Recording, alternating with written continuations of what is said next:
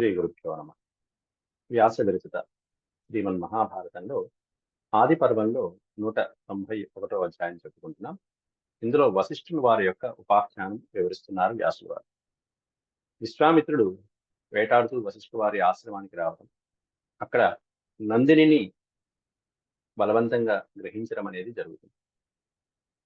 ఆ వివరాలన్నీ కూడా ఈ ఉపాఖ్యానంలో వివరించి వశిష్ఠుల వారి యొక్క గొప్పతనాన్ని, అలాగే విశ్వామిత్రుడికి వశిష్ఠుడికి ఉన్నటువంటి ఈ సంబంధం ఎలా ఉన్నది అనేటువంటిది అర్జునుడు అడుగుతుంటే గంధర్వుడు చెప్తున్నటువంటి గాథని మనం నేడు ప్రవచించుకుందాం. ముందుగా దైవస్మరణ చేద్దాం. ఓం శుక్లాంబరధరం విష్ణుం శశివర్ణం చతుర్భుజం ప్రసన్నవదనం ధ్యాయేత్ సర్వవిఘ్నోపశాంతయే. వ్యాసం వసిష్ఠనప్తారం శక్తేః పౌత్రమకల్మషం పరాశరాత్మజం వందే సుఖతాతం తపోనిధిం. వ్యాసాయ వ్యాసరూపాయ విష్ణవే నమో వై బ్రహ్మనిధయే వాసిష్ఠాయ నమో నమః. నారాయణం నమస్కృత్య నరం చైవ నరోత్తమం దేవీం సరస్వతీం వ్యాసం తతో జయముదీరయే. హరి ఓం.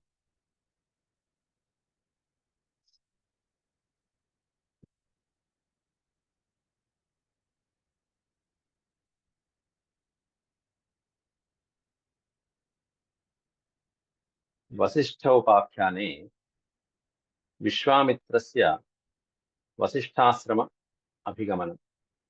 విశ్వామిత్రుడు వశిష్ఠ వారి యొక్క ఆశ్రమానికి వెళ్ళటం, వశిష్ఠుడి చేత వశిష్ఠేన విశ్వామిత్రస్య ఆతిథ్యకరణం, చక్కగా అతిథి మర్యాదలన్నీ చేశాడు వశిష్ఠుడు విశ్వామిత్రుడికి, అతని యొక్క సైన్యానికి అందరికీ. విశ్వామిత్రేణ వశిష్ఠధేను యాచనం, వశిష్ఠ మహర్షి దగ్గర ఉన్నటువంటి నందిని ధేనువుని యాచించడం జరుగుతుంది. ఆ తర్వాత బలాత్కారంగా గ్రహించడము జరుగుతుంది. ఆ వివరాలన్నీ చెప్తూ ఇక్కడే అసలు ఈ విషయం ఎందుకు వచ్చింది, ఎందుకు ప్రస్తావిస్తున్నారు అంటే, గంధర్వుడు అర్జునుడికి తపతీ సంవరణల యొక్క ఆఖ్యానాన్ని చెప్పాడు. దాంతో వాళ్ళిద్దరికి వివాహం జరిపించినటువంటి వశిష్ఠ మహర్షి యొక్క గొప్పతనాన్ని వివరించాడు. కాబట్టి మీరు కూడా ఒక పురోహితుడిని, బ్రాహ్మణ పురోహితుడిని, సంవరణుడికి ఎలా అయితే వశిష్ఠుడు పురోహితుడిగా ఉన్నాడు, అలా మీరు కూడా ఒక పురోహితుడిని పెట్టుకోండి అయ్యా అనగానే అర్జునుడు వెంటనే అడుగుతున్నాడు, అసలు వశిష్ఠుడు అంత గొప్పవాడు అంటున్నావు, పైగా ఎంతో సహనశీలి అన్నావు, పైగా వశిష్ఠుని కుమారుని విశ్వామిత్రుడు సంహరించినప్పటికీ కూడా శాంతంగా ఉన్నాడు అంటున్నావు, అసలు వాళ్ళిద్దరి మధ్యలో అంత ద్వేషం ఎందుకు వచ్చింది అని అడుగుతున్నాడు ఇప్పుడు అర్జునుడు. గత పాఠంలోనేమన్నా విశ్వామిత్రుడు ఈ విధంగా కుమారుణ్ణి సంహరించినా కూడా శాంతంగా ఉన్నాడని ఒక చిన్న కథ చెప్పి ఆపేశారు ఒక శ్లోకంలో. మరి ఉన్నతమైనటువంటి విద్యార్థి ఎప్పుడు కూడా అదేంటి అదెలా జరిగింది అని అడగాలి. కాబట్టి అర్జునుడు ఇక్కడ కూడా అడుగుతున్నాడు, కిం నిమిత్తం అభూద్వైరం, వైరం అంటే శత్రుత్వం, కిం నిమిత్తం ఎందుకు వారిద్దరి మధ్యలో అటువంటి వైరం ఎందుకు కలిగింది, వశిష్ఠుని కుమారుని కూడా సంహరించవలసినటువంటి ఆలస్యం ఎందుకు వచ్చింది, ఆ శత్రుత్వం ఎందుకు వచ్చింది. కిం నిమిత్తం అభూద్వైరం విశ్వామిత్ర వశిష్ఠయో వసతోరాశ్రమే దివ్యే శంస నః సర్వమేవ తత్. వసతః ఆశ్రమే దివ్యే, శాంతియుతంగా సహనయుతంగా వాళ్ళ వాళ్ళ ఆశ్రమాలలో హాయిగా జీవిస్తున్నటువంటి వశిష్ఠ విశ్వామిత్రులిద్దరికీ కూడా ఇంతటి వైరం ఎందుకు వచ్చింది వాళ్ళిద్దరి మధ్య. ఆ కథనంతా కూడా నః సర్వం ఏవ తత్, అదంతా కూడా మాకు వినిపించవయ్యా మహానుభావ, వాళ్ళిద్దరి మధ్యలో అంత ప్రశాంతంగా వాళ్ళ వాళ్ళ ఆశ్రమాల్లో జీవిస్తున్నటువంటి వాళ్ళకి ఆ వైరం ఎందుకు కలిగింది అనేటువంటిది వివరించమని అర్జునుడు అడుగుతున్నాడు. గంధర్వవాచ, దానికి గంధర్వుడు చెప్తున్నాడు, ఇదం వాసిష్ఠమాఖ్యానం పురాణం పరిచక్ష్యతే పార్థ సర్వేషు లోకేషు యథావత్తన్నిబోధమే. ఇప్పుడు నేను చెప్తున్నటువంటి ఈ వశిష్ఠమాఖ్యానం అన్న వశిష్ఠుడికి సంబంధించింది వాసిష్ఠం. ఈ వశిష్ఠుని యొక్క ఆఖ్యానం అతి పురాతనమైనది. పురాణం అంటే ప్రాచీనమైనటువంటిది. ఎక్కడ? సర్వలోకేషు పురాణం, ముల్లోకాలలో కూడా సుప్రసిద్ధమైనటువంటి అతి ప్రాచీనమైనటువంటి కథగా పరిచక్షితే కీర్తించబడుతున్నది. అది అటువంటి ఆ ప్రాచీనమైనటువంటి ఇతివృత్తాన్ని యథావత్ తన్నిబోధమే, అది ఉన్నట్టుగా నీకు చెప్తానయ్యా అర్జున అంటూ గంధర్వుడు మొదలుపెట్టాడు. అందువల్ల గంధర్వ ఉవాచ అన్నారు ఇక్కడ. ఇక వీళ్ళిద్దరి మధ్యలో ఈ ఇతివృత్తాన్ని రామాయణంలో కూడా వాల్మీకి వివరించడం జరిగింది. విశ్వామిత్రుడు శ్రీరాముల వారిని యాగ సంరక్షణ కోసం తీసుకువెళ్తున్నప్పుడు ఆ సందర్భాల్లో విశ్వామిత్రుడు ఎన్నో ఎన్నో ఎన్నో గాథల్ని వివరించుకుంటూ వచ్చారు. రాముల వారు అడిగారు, లక్ష్మణుడు వారు అడిగారు. ఆ తర్వాత ఈ దాంట్లోనే ఆ సందర్భాలలోనే ఈ విశ్వామిత్రుడి గురించినటువంటి గొప్ప గొప్ప గాథలు ఏది ఈ మిథిలా నగరానికి వెళ్ళినప్పుడు కూడా విశ్వామిత్రుల వారి యొక్క సన్నివేశం, సీతారాముల యొక్క వివాహం జరిగినంతసేపు విశ్వామిత్రుల వారు తోడు రాముల వారి పక్కనే ఉన్నారు. ఆ సందర్భాలలో చక్కగా విశ్వామిత్రుడి గాథనంతా వివరించారు వాల్మీకి మహర్షి. అలాంటి సందర్భాన్ని ఒకటి కల్పించుకున్నారు వ్యాసులు వారు ఇక్కడ. కాబట్టి వాళ్ళిద్దరి మధ్య ఏం జరిగింది అనేటువంటి ఈయన యొక్క కవి హృదయంతో వివరిస్తున్నారు ఇక్కడ. పార్థ సర్వేషు లోకేషు యథావత్ తన్నిబోధమే. ఓ పార్థ, ఓ అర్జున, ఉన్నట్టుగా చెప్తాను విను నాయన. కాన్యకుబ్జే మహానాసీత్ పార్థివో భరతర్షభ. ఓ భరతవంశ శ్రేష్ఠుడా అర్జున, కాన్యకుబ్జమునందు ఒక మహారాజు ఒకడు ఉన్నాడయ్యా. పార్థివ, పార్థివ అంటే మహారాజు. మహాన్ ఆసీత్, మహారాజు ఒక ఆయన ఉండేవాడు. ఎవరయ్యా అంటే గాధీతి విశ్రుతో లోకే కుషికస్య ఆత్మ సంభవ. గాధి మహారాజు అనేటువంటి మహారాజు లోకంలో ప్రఖ్యాతి గణించినటువంటి వాడు. విశ్రుత అంటే ప్రఖ్యాతి, ప్రసిద్ధి గణించినటువంటి వాడు, గొప్ప ఖ్యాతి గణించినటువంటి మహారాజు గాధి మహారాజు అనేటువంటి మహారాజు. ఎవరి కుమారుడు ఆయన అంటే కుషికస్య ఆత్మ సంభవ. కుషిక మహారాజు యొక్క ఆత్మ సంభవ, ఆత్మతో పుట్టినటువంటి సంభవించినటువంటి వాడు. అంటే కుషికుని కుమారుడైనటువంటి గాధి అనేటువంటి మహారాజు కాన్యకుబ్జాన్ అనే ప్రాంతాన్ని పరిపాలిస్తున్నాడు. ఈ గాలికి పుట్టినటువంటి వాడే విశ్వామిత్రుడు. అందుకే గాధి నందనుడు అంటాడు విశ్వామిత్రుడిని. తస్య ధర్మాత్మన పుత్ర సమృద్ బలవాన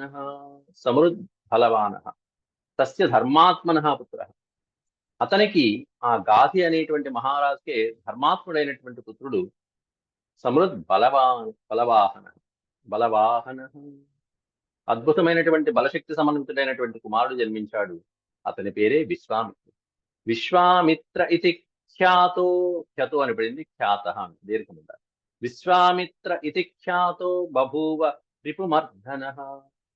రిపుమర్దన, శత్రువుల్ని మర్దించేటువంటి బలపరాక్రమాలు కలిగినటువంటి విశ్వామిత్రుడు అనేటువంటి ఖ్యాతి గణించినటువంటి మహారాజు బభూవ ఉండేవాడు. అయితే ఈ విశ్వామిత్రుడికే గాధినందన అనే పేరు, అలాగే కుషిక వంశంలో పుట్టినటువంటి వాడు కుషికాత్మజుడు అనేటువంటి కుషికనందన అనేటువంటి పేరు కూడా వాడుతూ ఉండొచ్చు. మనకి పూర్వీకుల యొక్క పేరు పెట్టి వాడచ్చు. ఇక్కడ కూడా గంధర్వుడు తాపత్య అని ఎలా అయితే అర్జునుడికి వాడారో పూర్వీకులను బట్టి కూడా వాళ్ళ పేరుతో వాడచ్చు.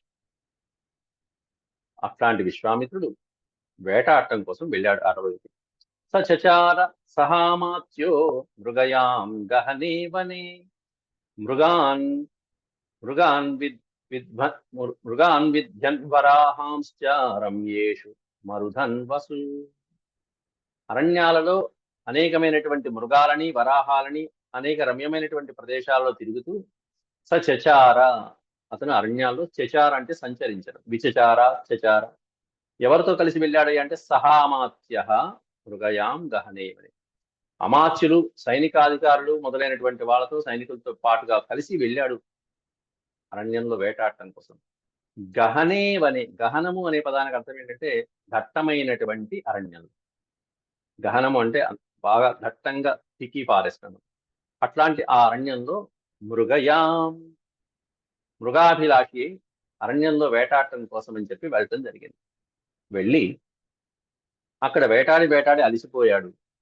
వ్యాయామకర్షిత శోధ మృగలిప్సు పిపాసిత. పిపాసిత అనే పదానికి అర్థం పిపాస, దాహం వేయి. అక్కడ మృగాన్ని వేటాడి మృగాల్ని సంహరించిన తర్వాత మృగలిప్సు, వేటాడినటువంటి ఆ అలసట వలన దప్పికగా ఉన్నటువంటి ఆ మహానుభావుడు, ఆ విశ్వామిత్రుడు పక్కనే ఉన్నటువంటి ఆశ్రమ ప్రాంతానికి వచ్చాడు. సుందరమైనటువంటి ఆశ్రమ ప్రాంతం అక్కడ కనిపించింది. ఆ ఆశ్రమానికి వచ్చాడు. ఆజగామ నరశ్రేష్ఠ వశిష్ఠస్యాశ్రమం ప్రతి. మహానుభావుడైనటువంటి వశిష్ఠ వారి యొక్క ఆశ్రమం అది. ఆ ఆశ్రమ ప్రాంతానికి నరశ్రేష్ఠుడైనటువంటి విశ్వామిత్రుడు ఆజగామ రావటం జరిగింది. వచ్చినటువంటి మహారాజు పోని ఒక్కడే వచ్చాడా అంటే, అమాత్యులతో పాటుగా సైన్యంతో పాటుగా అందరూ ఉన్నారు. వేలాది మంది ఉన్నారు. వాళ్ళందరూ వచ్చి కూర్చున్నారు అక్కడ. వచ్చినటువంటి ఇంతమందికి ఏ మహర్షి అయినా వచ్చి మంచినీళ్ళు అతిసేవ చేస్తూ కూర్చుంటాడా? మహారాజుకు ఒక్కడికే ఇచ్చి కూర్చుంటాడా? మిగతా వాళ్ళకి వదిలేస్తాడా? ఈ వశిష్ఠుల వారు అందరికీ కావలసిందల్లా అందించారు ఇక్కడ. సమాగతమభిప్రేక్ష్య వశిష్ఠ శ్రేష్ఠభాగ్ ఋషి. శ్రేష్ఠభాగ్ ఋషి, ఋషులలో శ్రేష్టమైనటువంటి ఉత్తమోత్తమైన మహానుభావుడైనటువంటి ఈ వశిష్ఠ వారు శ్రేష్ఠ భాక్, అటువంటి భాగం కలిగినటువంటి వాడు. అభిప్రేక్ష్య, ఎదురుకుండా వస్తున్నటువంటి ఆ విశ్వామిత్రుని మహారాజును చూసి, విశ్వామిత్రం నరశ్రేష్టం ప్రతిజగ్రాహ పూజయా. ప్రతిజగ్రాహ అంటే స్వాగతించడం. పూజయా ప్రతిజగ్రాహ, అతిథి సత్కారాలు చేస్తూ అతిథిని ఏ విధంగా స్వాగతించాలో ఆ విధంగా స్వాగతిస్తూ అలా పూజిస్తూ గౌరవంగా ఆహ్వానించాడు లోపలికి. ఏమిచ్చాడయ్యా అంటే, పాద్యార్ఘ్యాచమనీ శైవం. పాద్యము, అర్ఘ్యము, ఆచమనము, ఈ మూడు మొట్టమొదట షోడశోపచారాలలో ముఖ్యం. ముందు ఆహ్వానం ఉంటుంది. షోడశోపచారాల్లో ముందు భగవత్ స్వరూపాన్ని ముందు ఆవాహన చేయాలి. ఆవాహనం సమర్పయామి, ఆసనం సమర్పయామి, పాద్యం, అర్ఘ్యం, ఆచమనం, స్నానం, ఇట్లాంటివన్నీ ఉంటాయి. కాబట్టి ఇవన్నీ వరుసగా వస్తున్నాడు. ముందే ఉన్న ఇన్వైట్ చేశాడు. పాద్యార్ఘ్యాచమనీచైస్తం స్వాగతేన చ భారత తథైవ పరిజగ్రాహ వన్యేన హవిషా తథా. స్వాగత వచనాలతో, చక్కటి మృదుమధురమైనటువంటి వాక్కులతో స్వాగత వచనాలు పలికి పాద్య అర్ఘ్య ఆచమనాలు ఏవైతే ఉంటాయో ఉపచారాలన్నీ కల్పించాడు వశిష్ఠ మహర్షి. తథైవ వన్యేన హవిషా తదా. వన్యంలో ఉండేటువంటి పదార్థాలు, హవిస్సులతో కూడినటువంటి పదార్థాలు, అందులో పవిత్రమైనటువంటి ఆహుతిరిచ్చినటువంటి పదార్థాలు ఏవైతే ఉంటాయో ఆ హవిస్సులతో తృప్తి పరిచాడు. ముందు ఇదిగో ఆయన, ఇది నైవేద్య పదార్థం, ఇది ముందుకు వస్తే నోట్లో వేసుకోండి, కాస్త తృప్తి పడండి అని చెప్పండి. ఆ తర్వాత తస్యాధ కామధుగ్ధేనుర్ వశిష్ఠస్య మహాత్మనః. కామధుక్ అంటే, కామధుక్ అంటే కోరిన కోరికలు తీర్చేటువంటి ఆవు అని అర్థం. వశిష్ఠస్య మహాత్మనః కామధుక్, వశిష్ఠ మహర్షి యొక్క, మహానుభావుడైనటువంటి వశిష్ఠ మహర్షి యొక్క కామధుక్ ధేను, నందిని ధేను అక్కడ ఉంది. ఎలాంటి ధేను అది అంటే, కామధుక్ ధేను, కోరిన కోరికలు తీర్చగలిగినటువంటి ధేను. అటువంటి ఆవు అక్కడ ఉంటే ఆవు దగ్గరికి వెళ్ళి వశిష్ఠ మహర్షి, ఉక్తా కామాన్ ప్రయశ్చేతి సా కామాంతు దుహేతతః. ఎలాంటి ధేను అంటే, కామాన్ ప్రయచ్చేతి.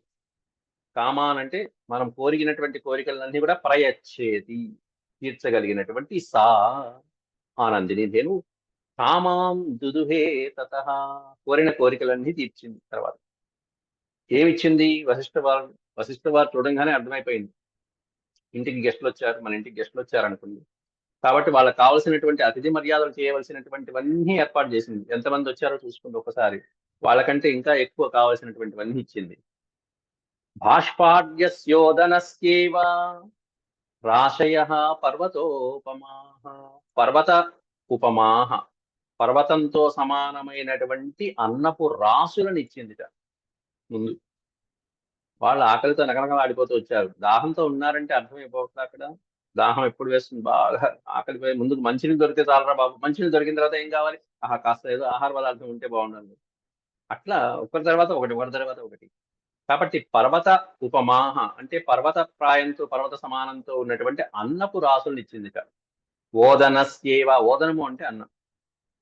వేడివేడిగా ఉన్నటువంటి రుచివత్తరమైనటువంటి చక్కటి అన్నపు రాసుల్ని అక్కడ సృష్టించింది కామధేను లాంటి నందిని ధేను. ఇక్కడ నిష్ఠ పడింది. ముష్ట అంటే చక్కటి, మృష్ట అని పదం ఉండాలి. మృష్టానాని చ సూపాంశ్చ దధికూల్యాస్తథైవ చ. చక్కటి స్వాదిష్టమైనటువంటి భోజన పదార్థాలు. సూపము అంటే పప్పు, దధి, పెరుగు, తుల్యాస్తథైవచ అంతులేనటువంటి అపారమైనటువంటి రాసులుగా పెద్ద పెద్ద బాణం నిండా నింపేసిందిట అన్నపు రాసులు, మధురమైనటువంటి పదార్థాలు, పప్పులు, పెరుగులు. కూపాంశ్చ కూపాంశ్చ ఘృత సంపూర్ణాన్ గౌఢ్యాన్నాని సహస్రశః ఔఢ్యాన్నాని సహస్రశః. ఇక కుండలు కుండలు, వేలాది కుండలతో ఘృతములు. ఘృతము అంటే నెయ్యి.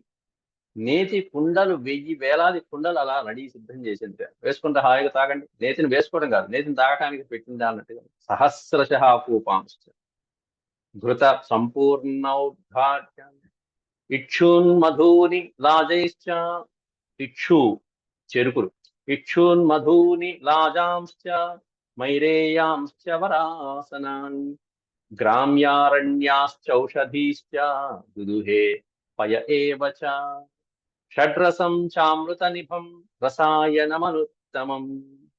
చక్కటి రకరకాలైనటువంటి లాజములు అంటే పేలాలు మొదలైనటువంటివి, అటుకులు, పేలాలు ఇట్లాంటివి సుందరమైన రకరకాలైనటువంటి పదార్థాలన్నీ కూడా రసాలతో పాటుగా వాటిన్నింటినీ వంటకి సిద్ధం చేసి వడ్డించేసి రెండైనా ఆయన కూర్చొని ఇంకా వడ్డం సిద్ధమైంది అన్నట్టుగా పెట్టేసింది.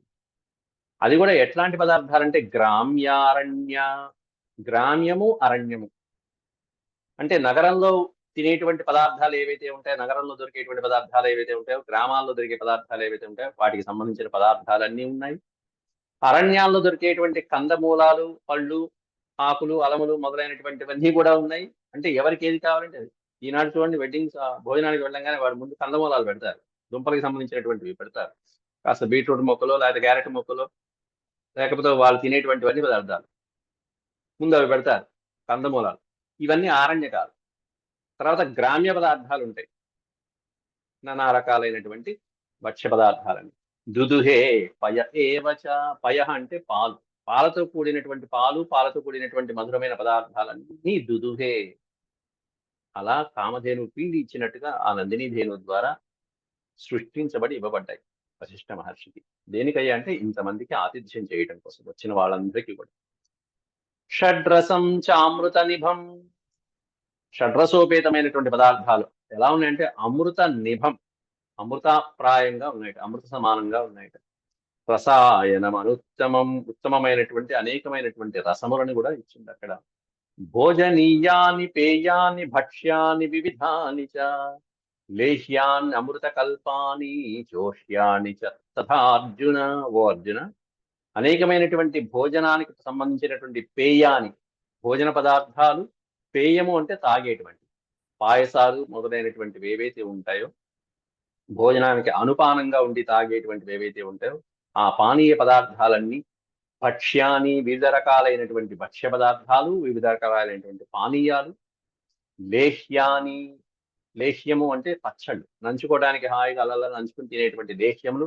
అమృతకల్పమైనటువంటి లేహ్యములు. చోష్యాని, చోష్యము అంటే పులుసులు, వివిధ రకాలైనటువంటి పులుసు. 10-15 రకాలైన పులుసులే ఉన్నాయి అక్కడ, ఒకటి కాదు. మరి మధ్య పులుసు అని, పెరుగు పచ్చడి అని, ఇంకా మెంతి మజ్జిగ అని రకరకాలైన పులుసుల్లోనే రకాలు ఏవైతే ఉంటే అన్ని రకాల పులుసులు పెట్టేసింది. లేహ్యాలు పుట్టేసింది, అన్ని పెట్టింది. తినేవాడు ఒకటే చూసుకోవాలి, నేను తినగలనా లేదా అని. అన్ని రకాల పదార్థాలు అక్కడ సృష్టించింది నందిని ధేను. పోని భోజన పదార్థాలు పానీయాలైనా అంటారేమో, ఇవే కాదయ్యా. అతిథికి కావలసినటువంటి తర్వాత భోజనం చేశారు, లేచారు, తాంబూలం ఇవ్వాలిగా. తాంబూలం ఏం పెట్టిస్తారు పాపం వశిష్ఠ మహర్షి. కాబట్టి వాటికి సంబంధించిన కూడా ఇచ్చింది. ఈవిడ తయారు చేసినటువంటి తాంబూలం ఎలా ఉంది? రత్నాని చ మహార్హాణి వాసాంసి వివిధాని చ తైః కామైః సర్వసంపూర్ణైః పూజితశ్చ మహీపతి. మహీపతి ఎవడిది? మహీపతి. ఈ మహారాజుని సత్కరించడానికి, పూజించడానికి తగినటువంటి విధంగా దక్షిణ తాంబూలాలని సిద్ధం చేసింది. అనేకమైనటువంటి దివ్యమైనటువంటి రత్నాలు, ఆయన అర్హతకి తగ్గట్టుగా, అద్భుతమైనటువంటి స్థాయికి తగ్గట్టుగా అనేకమైన అమూల్యమైన రత్నాలని సిద్ధం చేసింది. వాసాంసి వివిధాని చ, అంతమందికి కావలసినటువంటి వస్త్రాలని సిద్ధం చేసింది. వాసాంసి అంటే వస్త్రములు, ధరించడానికి విలువైనటువంటి వాళ్ళ స్థాయికి తగినటువంటి అనేక అద్భుతమైనటువంటి వాసాంసి వివిధాని చ, వస్త్రాలని సిద్ధం చేసింది, రత్నాలని మాణిక్యాలని తయారు చేసింది. తైహి కామైహి సర్వసంపూర్ణైహి, వివిధమైనటువంటి వాళ్ళ కోరికలకు తగ్గట్టుగా అన్ని అనుకూలమైనటువంటి విధంగా ఏర్పాటు చేసింది. అర్ఘ్యపాద్యాదుల దగ్గర నుంచి వాళ్ళకి దక్షిణ తాంబూలం ఇచ్చి వాళ్ళని పంపించేంత వరకు కావలసినవన్నీ సిద్ధం చేసేసింది చిటికలో. మరి ఇన్నిటికీ ఏమన్నా గంటలు గంటలు వ్యవధి తీసుకుందా అంటే క్షణకాలంలో అన్ని సిద్ధం చేసేసింది ఈవిడ కాస్త. ఇక చూసి సామాత్య సబలశ్చైవ తుతోష సభృశం తదా షడున్నతాం సుపార్శ్వోరుం మృదు పంచ సమావృతాం. సామాత్య, సా ప్లస్ అమాత్య, సామాత్య అంటే చక్కటి. అమాత్యుడు అనే పదానికి అర్థం మంత్రుడు. మంత్రులతో వచ్చినటువంటి బలము అనే పదానికి అర్థం ఏంటంటే సైనికులు. సబలశ్చైవ, సబల అంటే కూడినటువంటి మహారాజు పక్కన ఉండేటువంటి మంది మార్బలం ఎవరైతే ఉంటారో సైనికాధ్యక్షులు, సైనికులతో పాటుగా ఉండదాన్ని సబల. ఇంకా చెప్పాలంటే చతురంగ బలాన్ని సబలం అంటాం.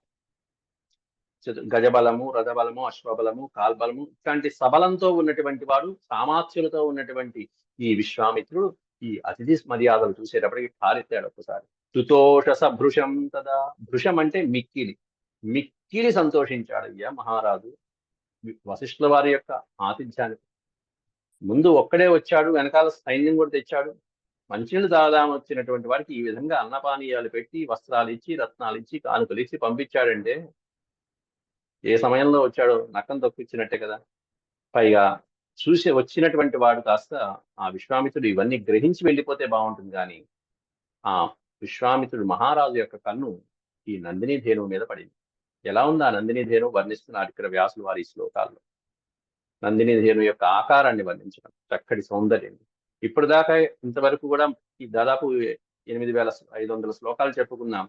ఇంతవరకు కూడా నాయకుడిని వర్ణించడమో, నాయకురాల్ని వర్ణించడమో ఇట్లా వర్ణించారు, కానీ ఇంతవరకు ఒక ఆవుని, కామధేనువును ఇట్లాంటి వాటిని వర్ణించడం అనేది ఇంతవరకు జరగల. వ్యాసుల వారు మొదటిసారి నందిని ధేనువుని ఇక్కడ వర్ణిస్తున్నారు. షడున్నతాం సుపార్శ్వోరుం పృథు పంచ సమావృతాం. షడ్ ఉన్నతాం, 6 అడుగులు పొడుగుంది. ఉన్నతాం అంటే ఎత్తు, ఎత్తుని చెప్పేటప్పుడు ఉన్నతాం అంటారు. షడున్నతాం, 6 అడుగులు ఎత్తుందా ఆవు. సుపార్శ్వోరుం, పార్శ్వ ఊరుం, పార్శ్వభాగం అంటే పక్కలు. ఆవు యొక్క అటుపక్క ఇటుపక్క మంచి బలంగా ఉన్నది ఊరు. ఊరు అంటే తొడలు. ఆ తొడల భాగం కానీ పక్కల భాగంలో కానీ చక్కగా బలిష్టమైనటువంటి బలంతో కూడుకుని ఉన్నది. పృథు పంచ సమావృతాం, చక్కగా ఇరుపక్కల ముందు వెనక అంతా సౌష్ఠవమైనటువంటి దేహం కలిగినటువంటి శరీరంతో. మండూక నేత్రాం స్వాకారాం పీనోధ సమనిందితాం సువాలఘిం శంకుకర్ణాం చారు శృంగాం మనోరమాం. కళ్ళని, చెవులని, తోకని, కొమ్ములని, వివిధ భాగాలని వర్ణిస్తున్నారు ఈ శ్లోకంలో నందిని ధేను యొక్క ఆకారం. మండూక నేత్రాం స్వాకారాం, మండూకము అంటే కప్ప. నేత్రములు, ఆ ధేనువు యొక్క నేత్రములు ఎలా ఉన్నాయి అంటే మండూక నేత్రాం, కప్పల వలె అట్లా ఉన్నాయట నేత్రములు. ఆ ఉన్నటువంటి నేత్రములు అటొకటి ఇటొకటి ఈ విధంగా ఉంది. స్వాకారం, చూడచక్కనటువంటి ఆకారంతో ఉన్నటువంటి. మండూకం అంటే కామధేను తల, మెడ, పిక్కలు, గంగడోలు, తోక, పొదుగు ఇట్లాంటి ఈ విధమైనటువంటి భాగాలన్నీ వర్ణించుకుంటూ వెళ్తున్నారు. కప్ప వంటి కళ్ళు కలిగినటువంటి కళ్ళు, చక్కటి మంచి రూపము. స్వాకారం అంటే అందమైనటువంటి రూపం కలిగి ఉండటాన్ని స్వాకారం, అందమైనటువంటి లలాటము స్వాకారం. అలాగే పీనోధ సమనందితాం, పొదుగు, పాల పొదుగు ఎలా ఉంది అంటే నిర్దిష్టమైనటువంటి పొదుగు. అంటే ఆ ఆవుకి ఈ విధంగా ఇంత ఎత్తున్నటువంటి ఆవుకి ఏ విధమైనటువంటి పొదుగు ఉండాలో ఆ విధంగా నిర్దిష్టంగా ప్రమాణకంగా ఉండటం. పీనోధ సమనిందితాం సువాలఘిం, వాలము అంటే తోక. సువాల, చక్కటి అందమైనటువంటి తోక. శంకు కర్ణాం, చెవులు ఎలా ఉన్నాయంటే శంకుల్లాగా ఉన్నాయట. శంకులు వంటి కళ్ళు కలిగిన కర్ణములు, కర్ణములు అంటే చెవులు. శంకు కర్ణాం, చెవులు, శంకుల వంటి చెవులు కలిగినటువంటిది. చారు శృంగా మనోరమా, చారు అంటే సుందరం, సుందరమైనటువంటి శృంగములు. శృంగము అంటే కొమ్ములు. శృంగం అంటే రెండు అర్థాలు ఉన్నాయి. ఒకటేమన్నా పర్వత శృంగం అంటారు, శిఖర శృంగం అని. అలాగే శృంగం అంటే కొమ్ము భాగం. చారు శృంగాం మనోరమాం, సుందరమైనటువంటి కొమ్ములు కలిగినటువంటి సుందరమైన ఆకృతితో మనోహరంగా ఉన్నది ఆ ఆవు. అంతేకాకుండా పృష్ఠభాగం, తోక దగ్గర ఉన్నటువంటి పృష్ఠభాగం అవి ఎలా ఉన్నాయి? ఎందుకంటే ఆవులో సకల దేవతలు నిక్షిప్తమై ఉంటారు. ఒక్కొక్క దేవత ఒక్కొక్క పృష్ఠభాగంలో మనం అలా గోదానం చేసేటప్పుడు కూడా తోకని ఇలా పట్టుకుని దానం చేస్తూ ఉంటాం. పృష్ఠభాగాన్ని నమస్కారం చేసుకుంటాం లక్ష్మీదేవి స్వరూపంగా భావించుకొని. సకల దేవతలు అందులో ఆవులో నిక్షిప్తమై ఉంటాయి. అట్లాంటి ఆవు ఆ నందినీధేను ఇక్కడ సమస్తమైన కోరికలు తీరుస్తూ, ఈ ఆవు ఎట్లా ఉందంటే పృష్టాయత శిరోగ్రీవాం విస్మిత శోభివీక్షితాం, చూపరులకి, చూసేటువంటి వాళ్ళకి విస్మయాన్ని కలిగించేటువంటి విధంగా, ఆశ్చర్యాన్ని కలిగించేటువంటి విధంగా ఇంత అందంగా పృష్టాయత శిరోగ్రీవాం, చక్కటి పృష్ఠభాగంతోనూ శిరోగ్రీవం, మంచి శిరస్సు, మంచి గ్రీవము. గ్రీవం అంటే మెడ, గంగడోలు. ఆ గంగడోలు భాగం కానీ, శిరోభాగం కానీ, పృష్ఠభాగం కానీ చూపరులకి ఆశ్చర్యాన్ని కలిగించేటువంటి విధంగా అందంగా, చాలా సుందరమైనటువంటి విధంగా తీర్చిదిద్దబడి ఉంది ఆవు. అభినంద్య, ముందుగా విశ్వామిత్రుడు ఇటువంటి ఆవును చూసి ఎంత బాగుంది ఈ ఆవు అని అభినంద్య, ముందు ఆనందించి సంతోషించి అభినందించాట. అభినంద్య సతాం రాజా నందినీం గాధినందన. నందిని అనే పదం వాడంగానే పక్కనే విశ్వామిత్ర అనే పదం వాళ్ళ చూసారా? ఎన్ని పేర్లున్నా కూడా కవులు ఆ విధంగా ప్రాసకి తగినటువంటి పదాలు వాడుతూ ఉంటారు. నందన, నందిని అనే పదాలు ఎలా అయితే కలుస్తాయో అలంకారాల్లో, అలా నందిని గాధినందన. గాధినందనుడు, గాది మహారాజు కుమారుడైనటువంటి విశ్వామిత్రుడు ఈ నందిని ధేనువుని చూడంగానే ఆ రాజు అభినంద్య సతాం, ఆ నందిని ధేనువుని తాం అభినంద్య, ఆ నందిని ధేనువుని అభినందించి అప్పుడు మహారాజు వశిష్ఠ మహర్షితో అంటున్నారు, అబ్రవీత్య భృశం తుష్ట సరాజా తం ఋషిం తదా. భృశం తుష్ట, ఆయన ఇచ్చినటువంటి ఈ ఆతిథ్యానికి, నందిని ధేను యొక్క ప్రభావానికి ఆశ్చర్యపడి, భృశం తుష్ట, మిక్కిలి సంతోషపడి మహారాజు తం ఋషిం తదా అబ్రవీత్, అప్పుడు ఆ మహర్షితో అంటున్నాడు, వశిష్ఠ మహర్షితో ఏమని? అర్బుదేన గవాం బ్రహ్మన్ మమ రాజ్యేన వా పునః. ఇక అక్కడి నుంచి వశిష్ఠ మహర్షి బేరానికి వచ్చేసాడు. నీకు అర్బుదేన గవాం, గవాం అంటే గోవులు, అర్బుదం అనే పదానికి అర్థం 10 కోట్ల ఆవులు, కోట్లాది ఆవులు, కోట్లాది ఆవులు ఇస్తారయ్యా. అర్బుదేన, అర్బుదేన గవాం బ్రహ్మన్ మమ రాజ్యేన వా పునః. 10 కోట్ల ఆవుల్ని నేను మీకు దానం చేస్తానయ్యా మహానుభావాన్ని, నాకు ఈ నందిని ధేను ఇచ్చేయండి.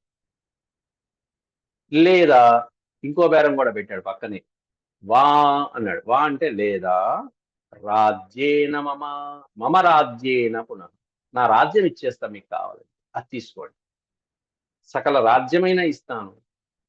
అర్బుదేన గవాం వా, 10 కోట్ల ఆవులనైనా ఇస్తాను. నందినీం సంప్రయచ్చస్వ భుంష్వరాజ్యం మహామునే, నాకు ఈ నందిని నేను ఒక్కదాన్ని ఇచ్చేసేయి. నువ్వేం చేస్తావు ఓ మహామునే? మమ రాజ్యం భుంష్వ, నా రాజ్యాన్ని, నా సుఖాలని, నా ఆనందాన్ని నువ్వు తీసుకో, నేను ఈ ఒక్క నందిని నేను తీసుకో అన్నాడు. సరే, రాజ్య భోగాలన్నీ నువ్వు అనుభవించు, 10 కోట్ల ఆవుల్ని ఇచ్చేస్తాను, తీసుకో. భుంష్వ అనే పదానికి అర్థం అనుభవించు. భుంష్వ రాజ్యం మహాముని, హే మహర్షి, మా రాజ్యాన్ని, రాజ్య సుఖాలని నువ్వు అనుభవించు నాయన.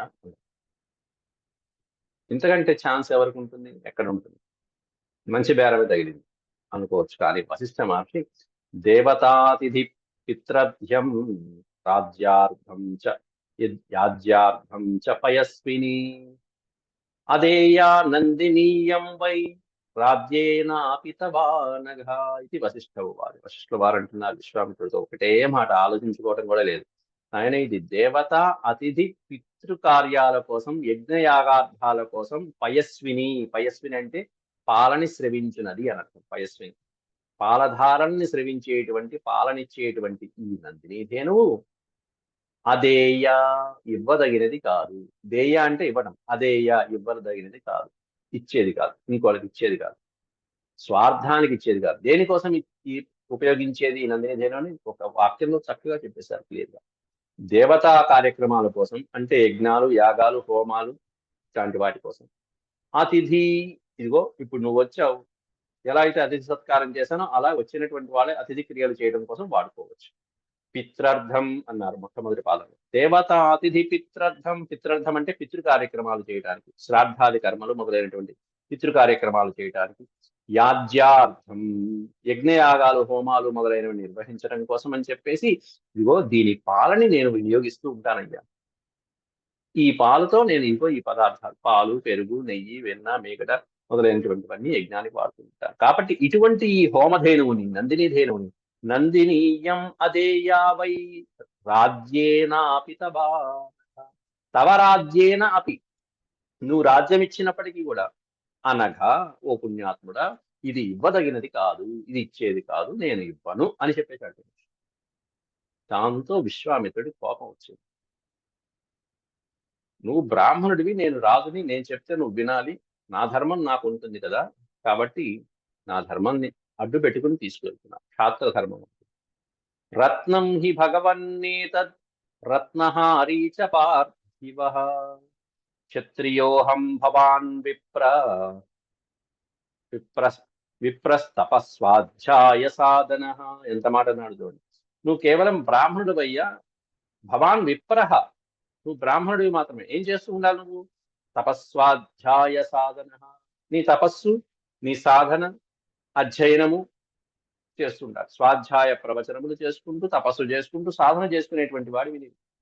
కాబట్టి ఈ రత్నం హి భగవన్నేత రత్నహారీచ పార్థివ, రత్నం నీ దగ్గర ఉంది, నేను రాజుని, క్షత్రియుణ్ణి, నా బలంతో ఆ రత్నాన్ని నేను హరించవచ్చు, నేను గ్రహించవచ్చు. ఈ రాజ్యం అంతా, ఈ భూమండలం అంతా నా కింద ఉంది. కాబట్టి ఇక్కడ దొరికినటువంటి అమూల్యమైనటువంటివి ఏవైతే ఉంటాయో ఆ ద్రవ్యాలన్నీ మహారాజుకు చెందినటువంటివి. కాబట్టి ఎప్పుడైనా గ్రహించవచ్చు మహారాజు. క్షత్రియ అహం అనేటువంటి ఆ అహంకారం ఏదైతే ఉందో ఆ అహంకారాన్ని ప్రదర్శిస్తున్నాడు ఇక్కడ. అహం క్షత్రియ.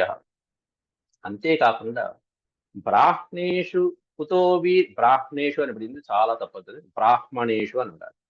బ్రాహ్మణేషు కుతో వీర్యం, బ్రాహ్మణులకి బలం ఎక్కడుంది? కుతో వీర్యం, మీకు ప్రశాంతంగా ఉండి హాయిగా తపస్సు చేసుకునేటువంటి బ్రాహ్మణులు మీకు పరాక్రమం ఎక్కడుంది మీకు? బ్రాహ్మణేషు కుతో వీర్యం ప్రశాంతేషు ధృతాత్మసు, మీరు ప్రశాంతమైనటువంటి జీవితాన్ని గడిపే మీలో బలం ఎక్కడుంది? ధృత ఆత్మసు, ఆత్మని ధృత అంటే పట్టుకున్నటువంటి వాడు. జీవాత్మ పరమాత్మల్ని అలా గ్రహించి నిర్దిష్టించి ప్రశాంతంగా జీవితాన్ని గడిపేటువంటి మీలో వీర్యం కుతః, బలం ఎక్కడుంది? మీలో పరాక్రమం ఎక్కడుంది? కాబట్టి కామ్గా నేను చెప్పినట్టుగా, ఇదిగో కోట్లాది ఆవుల్ని తీసుకుని నాకు ఆవునిచ్చే, లేకపోతే నేను నా పరాక్రమంతో తీసుకుంటాను. అర్బుదేన గవాం యస్త్వం న దదాసి మమేప్సితం, న దదాసి అర్బుదేన గవాం యస్త్వం, ఎప్పుడైతే నువ్వు నేను ఇచ్చినటువంటి ఈ కోట్లాది ఆవుల్ని గ్రహించి నువ్వు నందినిదేను ఇవ్వబో, న దదాసి నందినిదేను ఇవ్వబో, అప్పుడు నేను నా స్వధర్మాన్ని నేను పాటిస్తాను. స్వధర్మం న ప్రహాస్యామి, ప్రహాస్యామి అంటే విడిచిపెట్టడం. న ప్రహాస్యామి, నేను నా క్షత్రియ ధర్మాన్ని విడిచిపెట్టనయ్యా వశిష్ఠ మహర్షి. క్షత్రియ ధర్మం ఏంటి? నేష్యామి చ బలేన గాం, గాం బలేన నేష్యామి. గాం అంటే ఆవు. ఈ ఆవుని నేను బలవంతంగా లాక్కెళ్తా. ఇది నా ధర్మం, ఇది నా క్షత్రియ ధర్మం. రాజు అనేటువంటి వాడు ఎప్పుడైనా సరే బలవంతంగా గ్రహించవచ్చు. ప్రజలకు సంబంధించినటువంటి ఏ ఆస్తి అయినా సరే అవసరమైనప్పుడు ప్రజాక్షేమం కోరి ఏ రాజైనా సరే దాన్ని బలవంతంగా గ్రహించవచ్చు. ఇది రాజధర్మం, ఇది క్షత్రియ ధర్మం. కాబట్టి ఆ క్షత్రియ ధర్మాన్ని అడ్డు పెట్టుకుని నేను ఆవును నేను బలవంతంగా తీసుకువెళ్తాను. ఏది? నీకు కోట్లాది ఆవులు ఇచ్చినా కూడా నువ్వు ఇవ్వకపోతే గనక నా ధర్మం నేను నిర్వహిస్తా అన్నాడు అంతే విశ్వామిత్రుడు. ఇది అహంకారపూరితమైనటువంటి ఆ భావనతో విశ్వామిత్రుడు తలపొగలతో వశిష్ఠ వారితో మాట్లాడినటువంటి మాట. వశిష్ఠ వారు కూడా సరే చూసుకొని ఆయన నీ ఇష్టం, నేను ఇవ్వను అంటున్నాను, నువ్వు తీసుకెళ్తా అంటున్నావు, సరే నీ సైన్యము నీ బలం నీకు ఉందన్నావుగా, చూపించు, తీసుకువెళ్ళాను, శుభ్రంగా తీసుకెళ్ళమంటాడు, శాంతంగా తీసుకెళ్ళమంటున్నాడు. బలస్థశ్చాసి, అసి అంటే ఉన్నది అని అర్థం. నాయన నీకు బలం ఉంది. బలస్థశ్చాసి రాజాచ బాహువీర్యశ్చ క్షత్రియ, నువ్వు క్షత్రియుడివి, నీకు బాహువీర్య పరాక్రమాలన్నీ ఉన్నాయి, శౌర్య పరాక్రమాలన్నీ ఉన్నాయి. యథేచ్ఛసి, యథేచ్ఛసి రాజా, ఓ రాజా, యథా ఇచ్ఛసి, నీ ఇష్టం వచ్చినట్టుగా నువ్వు చెయ్యి. యథేచ్ఛసి తథా క్షిప్రం కురు, వెంటనే చెయ్యి, ఆలస్యం కూడా చేయమా, తొందరగా. నువ్వు చేయాల్సిందేదో, నువ్వు చూపించాల్సిందేదో చూపించు. క్షిప్రం కురు మా త్వం చ విచారయ, త్వం మా విచారయ, నువ్వు విచారించు ఇంకా ఆ విషయంలో, ఆలోచించకు, నువ్వు చేసేదైతే నువ్వు చూపిస్తాను చూపించు అన్నాడు. మరుక్షణం, నేను ప్రశాంతంగా ఉంటాను, నేనేం చేయను, నేను ఇలాగే ఉంటాను, నువ్వేదో నీ ప్రతాపం చూపిస్తున్నావు, వేరే ప్రతాపాన్ని చూపించు అన్నాడు. కామ్గా ఉన్నాడు వశిష్ఠుడు. నేను మాత్రం ఇవ్వదలుచుకోలేదు ఆవుని అనే మాట ఉంది ఆయన నోట్లో, ఇస్తానని అనలా, ఆ మాట పట్టుకుంది. ఇక ఆ తర్వాత విశ్వామిత్రుడు తన ప్రతాపాన్ని ఎలా చూపించాడు, ఆ నందిని నేను ఎలా విలపించింది, ఎలా బాధపడింది వశిష్ఠ వారి దగ్గరికి వచ్చి అనేటువంటివన్నీ వచ్చే పాఠంలో ప్రవచనంలో చెప్పుకుని, ఆ తర్వాత విశ్వామిత్రుడి యొక్క బలాన్ని అణిచివేసిన సందర్భం ఎంత అద్భుతంగా జరిగిందనేది రేపటి ప్రవచనంలో చెప్పుకుంటాం. ఓం శాంతి శాంతి శాంతి. యదక్షరపదభ్రష్టం మాత్రాహీనం చ యద్భవేత్ తత్సర్వం క్షమ్యతాం దేవనారాయణ. సర్వం శ్రీకృష్ణార్పణమస్తు. ఓం నమో భగవతే వాసుదేవాయ.